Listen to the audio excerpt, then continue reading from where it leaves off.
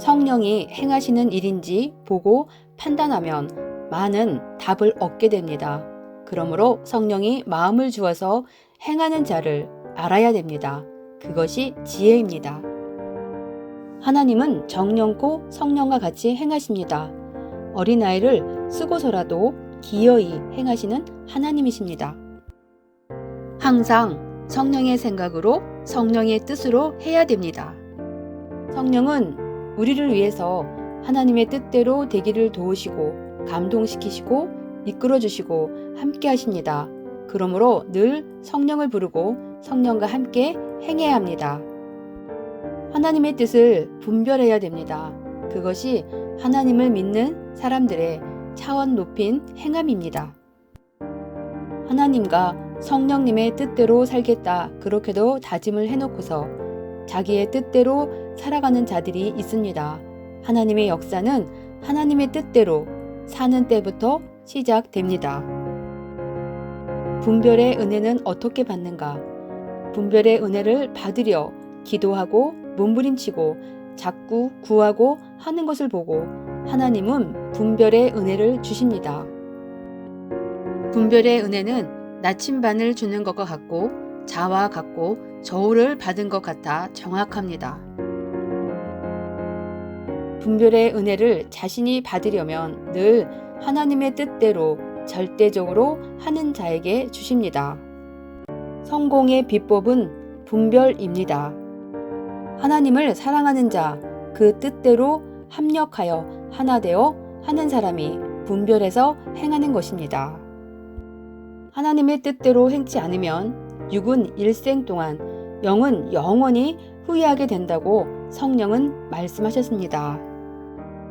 하나님의 뜻을 따라 가면서 실패하는 사람은 없습니다.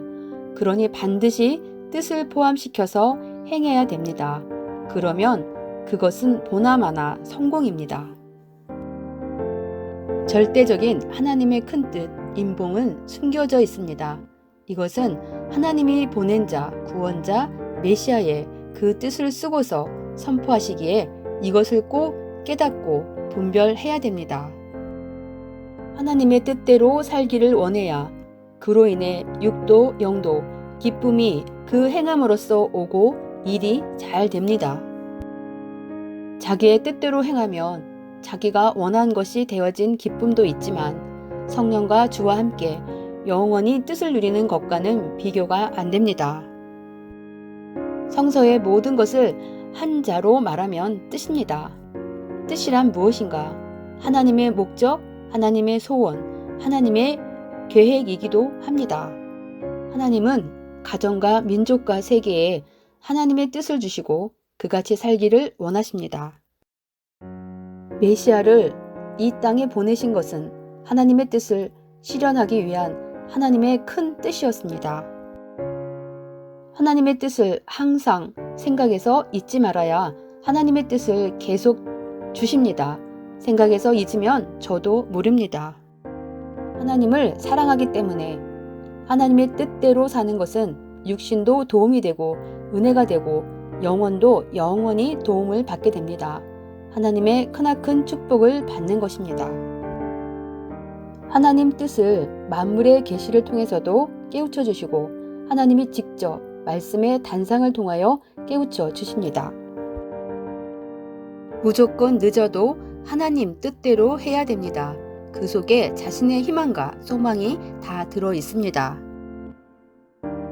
자신의 뜻대로 사는 자는 시작부터 인생의 실패의 길을 가나니 여호와의 길은 시작부터 성공의 길, 기쁨의 길입니다. 어떠한 어려움을 당했을 때에도 하나님의 뜻대로 되게 해달라고 해야 됩니다.